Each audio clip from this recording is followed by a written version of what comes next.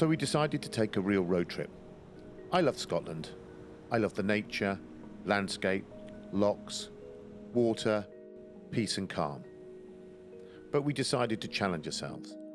We took Flo, our campervan, and we took her on a real adventure. We travelled to Scotland, Shetland and the Orkney Isles to indulge in my passions of space, water, landscapes, peace and calm.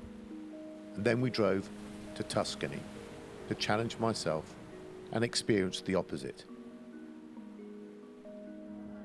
With people, busyness, driving on the other side of the road, tunnels and tolls. Pushing myself, pushing my boundaries, and experience the opposite of what I normally enjoy in trekking and travel. So come and join us on this journey as we discover people, places, passions, friendships, and history.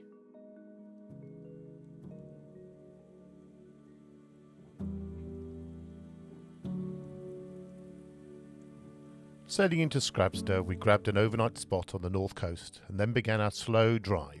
Staying off as many main roads as possible and seeking the road less travelled, we turned south at Betty Hill, heading south towards Altnahara, skirting Loch Navere, past the Crarskin and down the spine of Scotland, stopping to take in views, breathing in cold air, deep lochs, sheep pens, boathouses and long abandoned buildings. An utterly stunning drive of huge landscapes and far-off mountains. Through the Cairngorms, continuing south to Dumfries and Galloway, and onwards.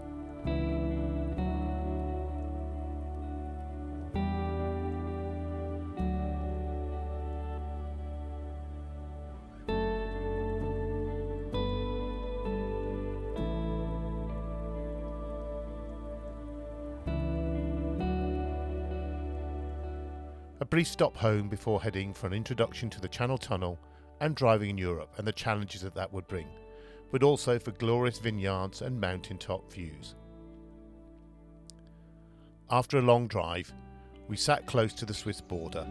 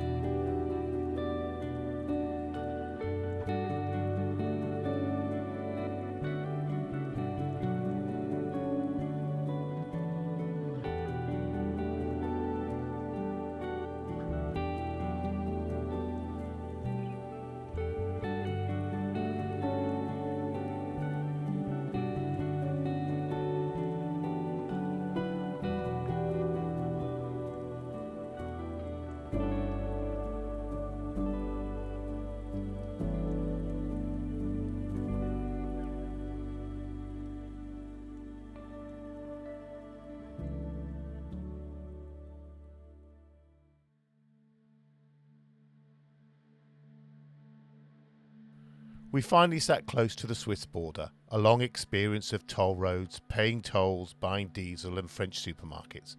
A whole lot of introduction for one day. Lots of comfort zone testing and boundary pushing, to the exclusion of filming or recording anything except the occasional still photograph. We're still kinda new to this and not sure what to do, what photograph to take or what film to take, and we were quite overwhelmed by just the journey itself. However, Riberville offered an opportunity to pause for a while and breathe. Days of coffee, croissant, pictures and people watching. Singles, couples, touring groups squeezing and hustling through narrow streets and medieval crowded coffee shops spill out onto tight cobbled streets with earnest coffee-grasped conversations. The place oozes history. Castles dating back to the Crusades, narrow cloisters and stone archways. Buildings built within touching distance. Wattle and daub, heavy shutters, rutted cobblestones and dark corridors.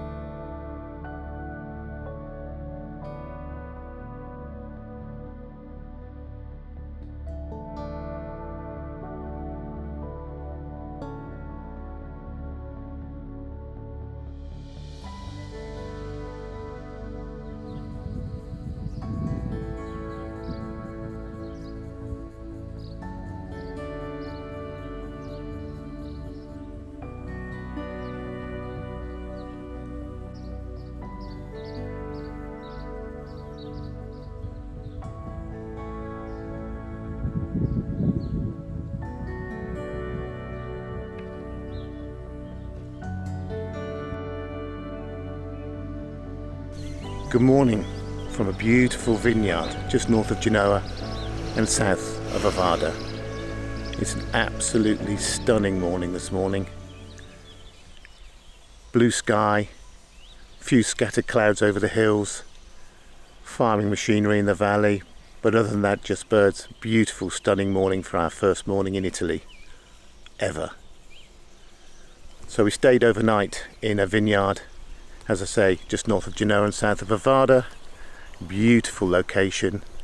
We were well catered for by Alessandro and his wife, who gave us a tour of the vines and the grapes, gave us a tour of the wine cellar, and we had a wine tasting with cheese. It was just a beautiful time to slow down and stop and just be for a few moments in a beautiful location.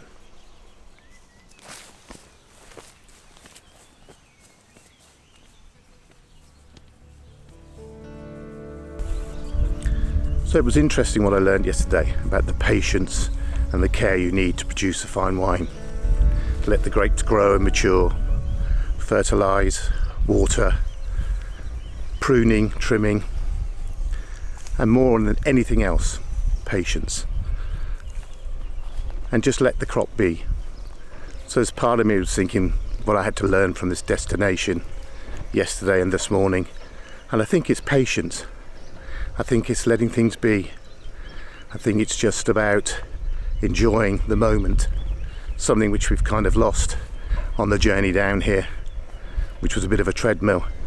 So time to take time, slow down, and enjoy being.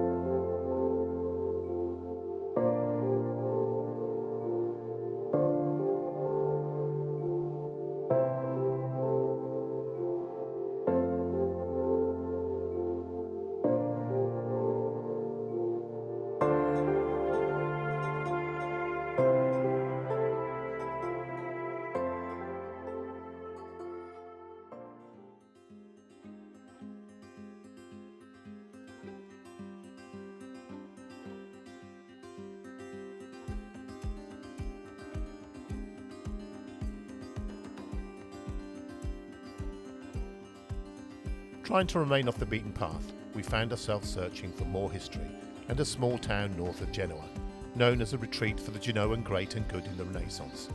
A place of sulphur and warm baths, winding narrow streets, and an ancient Roman bridge which sparked lots of imagination. Who had crossed, when they had crossed, and what the reason for their journey might have been. Trade, visiting friends, war, or retreat. All just in a simple set of stones.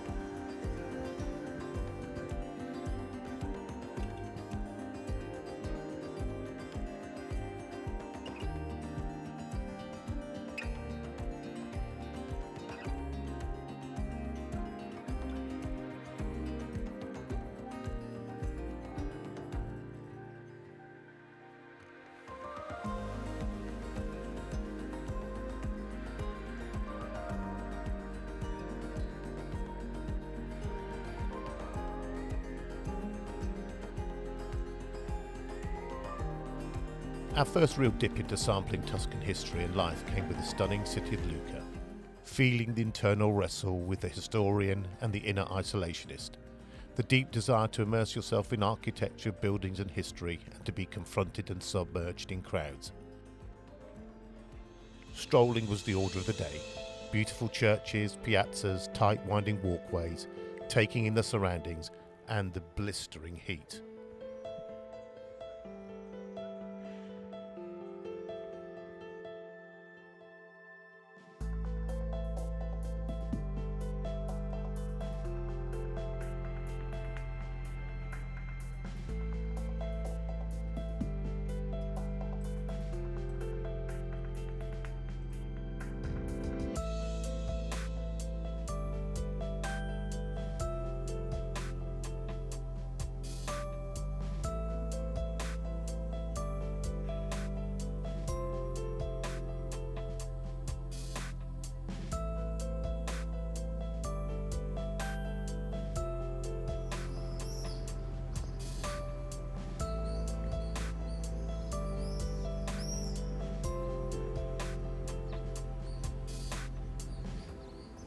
wandering around Lucca took many forms, but basically early morning breakfasts in the old Roman amphitheatre, able to drink in the sights, early morning colours, sounds, smells, shouts and conversations of cleaners, binmen, shop owners and waitresses, avoiding crowds, an opportunity to soak up the underneath of the town, more realness, more dust, more life and more honesty. Archways, hallways and doorways became a theme.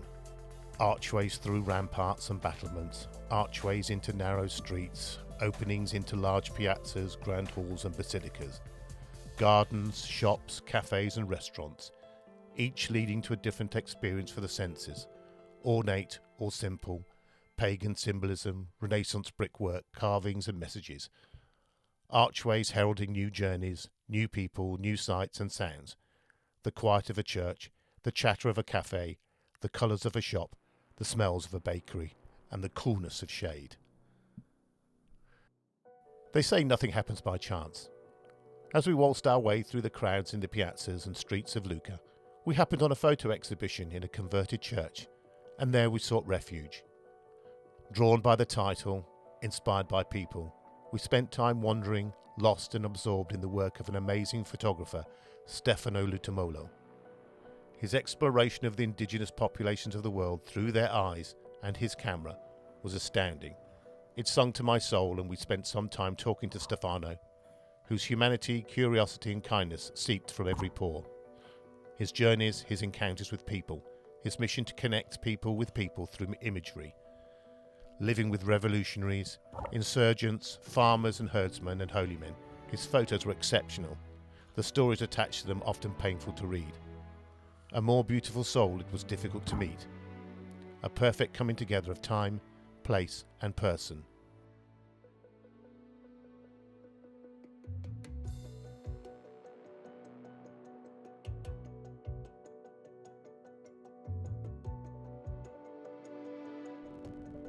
Driving away from Lucca, we felt more accomplished, more comfortable and more connected to the people than we had before. We headed out of town and a park up just out to the west, and watched as a storm blew in and contemplated our next moves further south and down towards Florence.